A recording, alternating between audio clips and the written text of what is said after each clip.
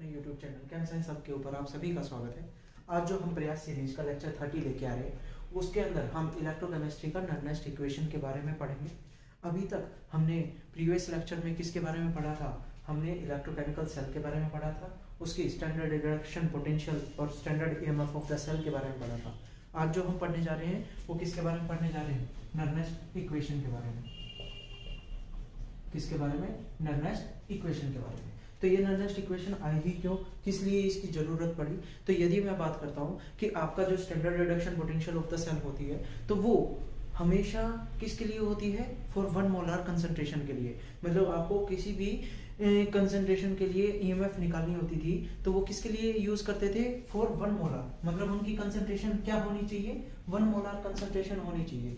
और यदि 1 molar concentration ना हो तब उसका ईएमएफ कैसे निकाले?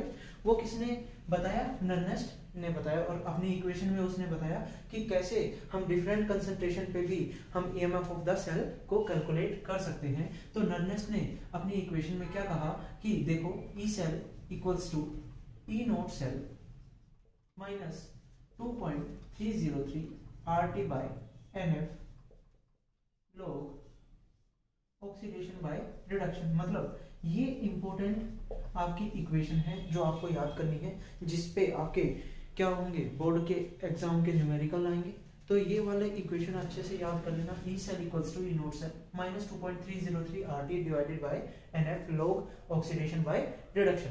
ये आया कहाँ से? यदि मैं देखूं आपका कोई भी मेटल लेता हूं और मेटल क्या कर रहा है? इलेक्ट्रॉन क्या कर रहा है? गेन कर रहा है। तो आपका ये क्या बनेगा? मेटल सॉलिड की फॉर्मेशन करेगा, मतलब रिडक्शन कर रहा है। तो रिडक्शन कर रहा है तो इस हाफ सेल के लिए ई सेल लिखें तो M2 positive to M equals to standard reduction potential. E naught क्या था आपका? Standard reduction potential M2 positive to M minus 2.303 RT NF log product by reactant. तो प्रोडक्ट क्या था आपका? M सॉलिड और रिएक्टेंट आपका क्या है? M2 plus. तो ये आपकी कंसंट्रेशन है। और M सॉलिड जो है वो आपकी हमेशा क्या रहेगी? 1 मोलार, मतलब यूनिटी रहेगी। तो इसको 1 मोलार रखेंगे तो आपका एक ये कंसंट्रेशन हो गई। यहाँ पे ये जो 2R है, ये R क्या है? यहाँ पर गैस कांस्टेंट। क्या है? Gas constant. और गैस कांस्टेंट की वैल्यू हमेशा क्या रहती है? कांस्टेंट 8.314 जूल पर केल्विन पर मोल। जूल पर केल्विन पर मोल। T क्या है? टेम्परेचर। मतलब एक स्पेसिफिक टेम्परेचर पे हम क्या करेंगे? इस रिएक्शन को प्रोसीड करेंगे तो वो टेम्परेचर रहेगा कांस्टेंट। N आपके क्या होंगे? Number of electrons. जो नंबर ऑफ इलेक्ट्रॉन्स आपके एक्सचेंज होंगे इन द रिएक्शन। क्या होंगे? नंबर ऑफ इलेक्ट्रॉन्स जो एक्सचेंज हो रहे हैं रिएक्शन के अंदर, वो आपका N की वैल्यू बताएंगे। और F आपका क्या है? Faraday, unit of charge. तो 1 फैराडे किसके बराबर होता है? 96500 कूलम। किसके बराबर होता है? 96500 कूलम। तो कोई भी मैं यदि डैनियल सेल के लिए लेके चलता हूं तो डैनियल सेल के लिए आपकी ईएमएफ ऑफ द सेल क्या होगी? E cell equals to E naught cell minus 2.303 RT divided by NF log oxidation by reduction. याद करने का तरीका है कि ऑक्सीडेशन बाय रिडक्शन मतलब ऑक्सीडेशन को आपको हर बार कहां पे पुट करना है? अपवर्ड। और रिडक्शन को कहां पे पुट करना है? डिनोमिनेटर में। तो आपकी ये रिएक्शन होगी। और डैनियल सेल की रिएक्शन कौन सी होती है? Zn plus copper 2 plus gives Zn2 plus plus copper. ये आपकी क्या है? डैनियल सेल की इक्वेशन, जिसमें आपका जिंक इलेक्ट्रोड आता है और दूसरा कौन सा इलेक्ट्रोड आता है? कॉपर का इलेक्ट्रोड आता है। तो ये आपकी क्या बनती है? इक्वेशन बनती है, जिसमें हम क्या कैलकुलेट करते हैं? डिफरेंट कंसंट्रेशन पे आप ई सेल को कैलकुलेट करते हैं। जैसे मैंने आपका क्या दिया? Zinc plus copper 2 plus gives Zn2 plus plus copper. यहाँ पे मैंने कंसंट्रेशन दे दी। कॉपर की कितनी है? 0.1 मोलार कंसंट्रेशन किसकी है? कॉपर आयन की। जिंक 2 प्लस की कितनी कंसंट्रेशन है? 0.01 मोलार कंसंट्रेशन है किसकी? जिंक आयन की। तो यहाँ पे आपका EMF of the cell calculate करना है। तो कैसे कैलकुलेट करेंगे? तो सबसे पहले नर्नेस्ट इक्वेशन को पुट करना है। नर्नेस्ट इक्वेशन क्या है? E cell equals to E naught cell minus 2.303 RT divided by NF log oxidation by क्या होगा रिडक्शन, ऑक्सीडेशन बाय क्या होगा रिडक्शन। और ऑक्सीडेशन बाय रिडक्शन की बात करते हैं तो यहाँ पे अब ई नोट से कैसे कैलकुलेट होता है, ई नोट कैथोड माइनस ई नोट एनोड। आपका ई नोट सेल कैसे कैलकुलेट होता है, ई नोट कैथोड माइनस ई नोट एनोड। तो ई सेल हमें कैलकुलेट करना है, ई नोट सेल आपको गिवन होगा कि मतलब ई नोट Zn2 प्लस 2Zn की वैल्यू क्या होती है, standard reduction potential of zinc ion minus 0.76 volt, क्या होती है माइनस 0.76 वोल्ट। और आपको ई नोट कॉपर 2 प्लस कॉपर की कितनी होती है 0.34 वोल्ट। तो यहाँ से मैं कैथोड माइनस एनोड करूंगा तो हमने कैसे चेक किया था कि कैथोड कौन सा होगा एनोड कौन सा होगा, जितनी ज्यादा नेगेटिव वैल्यू वो आपका क्या होगा एनोड, जितने पॉजिटिव ज्यादा वैल्यू वो आपका क्या होगा कैथोड। तो आपकी वैल्यू क्या आ जाएगी 0.34 माइनस 0.76 और यहाँ पे जो 2.303 RT डिवाइडेड बाय F इसकी वैल्यू क्या होती है 0.0591। तो हम डायरेक्ट पुट कर देते हैं 0.0591 डिवाइडेड बाय n। अब देखो नंबर ऑफ इलेक्ट्रॉन्स कैसे कंफर्मेशन होगी कि जिंक से किस में कन्वर्ट हुआ Zn2 प्लस, तो मतलब कितने इलेक्ट्रॉन 2 इलेक्ट्रॉन लॉस हुए। और कॉपर 2 प्लस से क्या बना है कॉपर, मतलब इसमें भी कितने इलेक्ट्रॉन गेन हुए 2 इलेक्ट्रॉन। तो नंबर ऑफ इलेक्ट्रॉन्स कितने एक्सचेंज हो रहे हैं 2, तो n की वैल्यू यहाँ पे क्या आ जाएगी 2 लो। अब ऑक्सीडेशन की कंसंट्रेशन, ऑक्सीडेशन किसका हुआ है जिंक का, और जिंक की कंसंट्रेशन कितनी गिवन है आपको 0.01, कितनी कंसंट्रेशन गिवन है 0.01। और कॉपर की कितनी कंसंट्रेशन है 0.1, ये कंसंट्रेशन गिवन है। ये कैलकुलेट करें तो ये तो क्या हो गया 1.10 वोल्ट माइनस 0.0591 डिवाइडेड बाय 2 लो। अब देखो इसको सोल्व करेंगे तो आपकी वैल्यू क्या होती है 0.01 डिवाइडेड बाय 0.1 की वैल्यू क्या होगी 1/10। और 1/10 को मैं क्या लिख सकता हूँ 10 टू द पावर -1, क्या लिख सकता हूँ 10 टू द पावर -1। तो यहाँ पे एक चीज ध्यान रखना कि यदि कोई भी लॉग की वैल्यू आती है, लॉग की वैल्यू 10 टू द पावर कुछ भी आती है 10 टू द पावर a, तो जो भी पावर होगा वो कहाँ चला जाएगा आगे की साइड, तो a log 10 फॉर्मेशन हो जाएगी। और a log 10 की वैल्यू हमेशा यहाँ पे क्या रहती है 1, log 10 की वैल्यू हमेशा क्या रहती है 1। तो यहाँ पे हम सोल्व करते हैं आपका ई सेल, तो ई सेल आपका क्या आया 1.10 volt minus 0.0591 divided by 2 log 10 to the power -1। log 10 to the power -1 को सोल्व करेंगे तो क्या आएगा -0.0591 डिवाइडेड बाय 2 इनटू में -1, और log 10 की वैल्यू क्या होती है 1, माइनस माइनस क्या हो गया प्लस, तो 1.10 वोल्ट प्लस 0.0591 डिवाइडेड बाय 2। इसको सोल्व करेंगे तो आपकी वैल्यू क्या आएगी 1.10 प्लस में 0.0295, इसको सोल्व करेंगे तो वैल्यू कितनी आ रही है 0.0295। तो आंसर आपका क्या आ जाएगा 1.1295 वोल्ट। मतलब आपको इस कंसंट्रेशन पे आपकी वैल्यू कितनी आएगी EMF of the cell 1.1295 volt.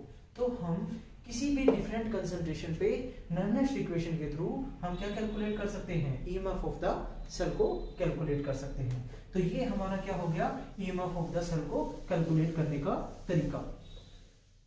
एक पॉइंट और देखो, जैसे हमारे पास अब रिएक्शन कौन सी आ गई, जिंक है और किसके साथ रिएक्शन है इलेक्ट्रोड, कौन सा सिल्वर इलेक्ट्रोड, फॉर्मेशन क्या होगी Zn2 प्लस में क्या फॉर्मेशन हो गई Ag। अब देखो यहाँ पे कितनी कंसंट्रेशन है, कितने इलेक्ट्रॉन एक्सचेंज हो रहे हैं 2 इलेक्ट्रॉन, यहाँ पे कितने इलेक्ट्रॉन एक्सचेंज हो रहे हैं 1 इलेक्ट्रॉन। अब इलेक्ट्रॉन को बैलेंस करना है तो इसको मैं को कितने से मल्टीप्लाई करना होगा ट्वाइस। तो आपका ईएमएफ ऑफ द सेल जब कंसंट्रेशन पुट करेंगे तो आपको सबसे पहले इस रिएक्शन को क्या करना होगा बैलेंस। यहाँ पे ये बहुत इंपॉर्टेंट है क्योंकि आप यहाँ पे कोफिशिएंट स्टोइकियोमेट्रिक कोफिशिएंट पावर के अंदर नहीं लेते हैं और आंसर क्या हो जाता है गलत। यदि मैं यहाँ पे E cell equals to E naught cell minus 0.0591 divided by n log. Oxidation किसका हुआ है यहाँ पे? जिंक का। तो जिंक तो मैंने लिख दिया Zn2+ डिवाइडेड बाय Ag, और Ag की कंसंट्रेशन Ag+। अब देखो इतना तो लिख देते हैं ऑक्सीडेशन बाय रिडक्शन के थ्रू, बट यहाँ पे साथ में क्या हुआ है? ट्वाइस से मल्टीप्लाई, और ये आपका क्या है? स्टोक्योमेट्री। और स्टोक्योमेट्री ध्यान रखना किसमें जाती है? पावर में। स्टोक्योमेट्री किसमें चली जाती है? पावर में। तो ये बहुत इंपॉर्टेंट है स्टोक्योमेट्री को पावर में पुट करना। विदाउट स्टोक्योमेट्री आपका आंसर क्या हो जाएगा? गलत। तो जो भी वैल्यू आएगी वो किसके थ्रू आएगी? आपकी स्टोक्योमेट्री को किसमें कन्वर्ट करने में? पावर के, और फिर उसकी कंसंट्रेशन को पुट करके आप क्या कैलकुलेट कर सकते हैं? ई सेल को कैलकुलेट इजीली कर सकते हैं। तो ये आपका क्या हो गया? ई सेल कैलकुलेट करने का तरीका। तो एक तो डायरेक्ट आएगा जिसमें आपकी एक्सचेंज ऑफ आयंस, ऑक्सीडेशन और रिडक्शन में दोनों में क्या होंगे? सिमिलर। एक में क्या होगा? जिसमें आपके क्या हो सकते हैं? डिसिमिलर। जैसे मैंने क्या कहा, एक एल्यूमिनियम लिया और एक मैंने क्या ले लिया? Ag, और यहाँ पे ये क्या बन रहा है? Ag प्लस में साथ में क्या फॉर्मेशन होगी? Al+3। तो यहाँ पे कितने का चेंजमेंट है? 3 इलेक्ट्रॉन्स का। मतलब इसने कितने इलेक्ट्रॉन लॉस किए? 3। इसने कितने गेन किए? 1। एक में 1 इलेक्ट्रॉन है, एक में 3 इलेक्ट्रॉन। जब इलेक्ट्रॉन्स को बैलेंस करना है तो इसको मेरे को कितने से मल्टीप्लाई करना होगा? 3 से। कितने से मल्टीप्लाई करना होगा? 3 से। अब यदि मैं इसकी ई सेल वैल्यू लिखी तो ई सेल आपका क्या होगा? E cell equals to E naught cell minus 0.0591 divided by n। यहाँ पे देखो n की वैल्यू यहाँ पे कितनी आएगी? कितने इलेक्ट्रॉन एक्सचेंज हो रहे हैं? 3। कितने हो रहे हैं? 3। और तो n की वैल्यू तो क्या हो गई? 3 लोग ऑक्सीडेशन बाय रिडक्शन। ऑक्सीडेशन किसका? एल्यूमिनियम का, तो एल्यूमिनियम +3। रिडक्शन किसका? Ag का, तो Ag का हो गया। अब Ag पे देखो कितना स्टोइकोमेट्रिक कोफिशिएंट है? 28। तो ये किस में चला जाएगा? पावर में।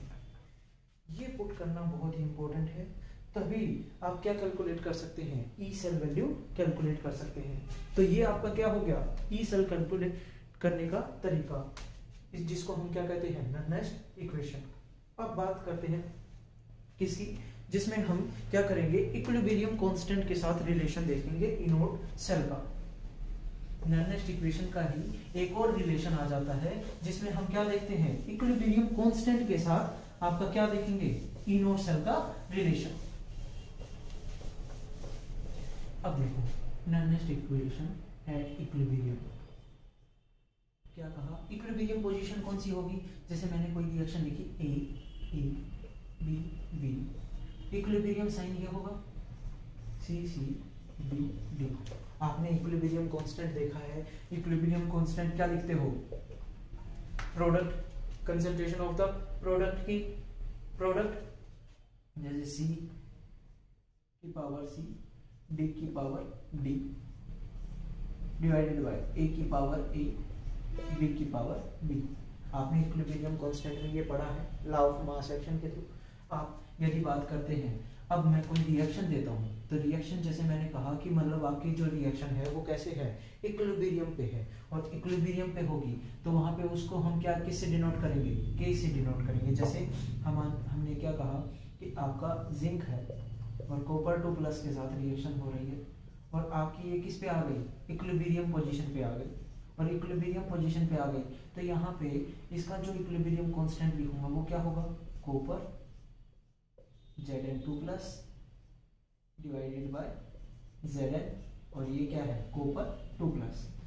ये इनकी क्या रहती है? कंसंट्रेशन 1 मोलार, मतलब यूनिटी रहती है। तो आपका Zn2+ को डिवाइडेड बाय कॉपर 2+ को मैं क्या लिख सकता हूँ? Kc के बराबर लिख सकता हूँ। और ये पॉइंट ध्यान रखना, at equilibrium EMF of the cell is always equals to 0। EMF of the cell is always equals to 0। तो 0 हो गया तो हमारी इक्वेशन क्या थी? E cell equals to E naught cell minus 0.0591 divided by n log product मतलब oxidation by reduction. हमने ये याद कर रखी है। और ऑक्सीडेशन बाय रिडक्शन को हम क्या पुट कर सकते हैं? इक्विलिब्रियम पोजीशन पे Kc के बराबर, तो log Kc हो गया। माइनस 0.0591 हो गया, डिवाइडेड बाय n, मतलब कितने नंबर ऑफ n, मतलब नंबर ऑफ इलेक्ट्रॉन एक्सचेंज हो रहे हैं। ई सेल हमेशा क्या रहेगा यहाँ पे 0, तो ई नोट सेल का जो रिलेशन आएगा वो क्या आएगा, E naught cell equals to 0.0591 divided by n log Kc। यहाँ पे आपको क्वेश्चन के अंदर क्या गिवन मिलेगा, इक्विलिब्रियम कांस्टेंट गिवन मिलेगा, और इक्विलिब्रियम कांस्टेंट गिवन मिलेगा तो हम क्या कैलकुलेट कर सकते हैं, ई नोट सेल कैलकुलेट कर सकते हैं। और यदि हमें ई नोट सेल गिवन है तो हम क्या कैलकुलेट कर सकते हैं, इक्विलिब्रियम कांस्टेंट कैलकुलेट कर सकते हैं। तो एट इक्विलिब्रियम पे हमें क्या कैलकुलेट करने का मिल सकता है, या तो इक्विलिब्रियम कांस्टेंट या ई नोट सेल। तो ये आपका क्या हो गया, रिलेशन हो गया किसका, ई नोट सेल का, और किसके साथ, इक्विलिब्रियम कांस्टेंट के साथ। ये हो गया। अब हम आगे चलते हैं, किसके साथ रिलेशन देखेंगे, गिब्स फ्री एनर्जी के साथ। हमने थर्मोडायनेमिक्स के अंदर और ई नोट सेल का जो रिलेशन देखा था वो क्या था कि गिब्स फ्री एनर्जी क्या होती है, delta G. Delta G is equals to always equals to क्या होता है formula, minus NF E naught cell. Delta G naught किसके बराबर होता है, minus NF E naught cell.